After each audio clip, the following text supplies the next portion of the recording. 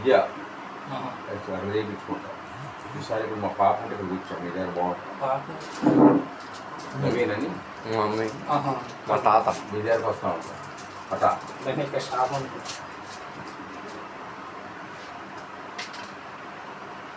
వాళ్ళ నెడిలు వేరుంటుంది ఏంటి, వాళ్ళ నెడిలు వేరుంటుంది.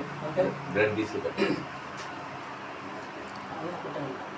అది వేరే వేరు.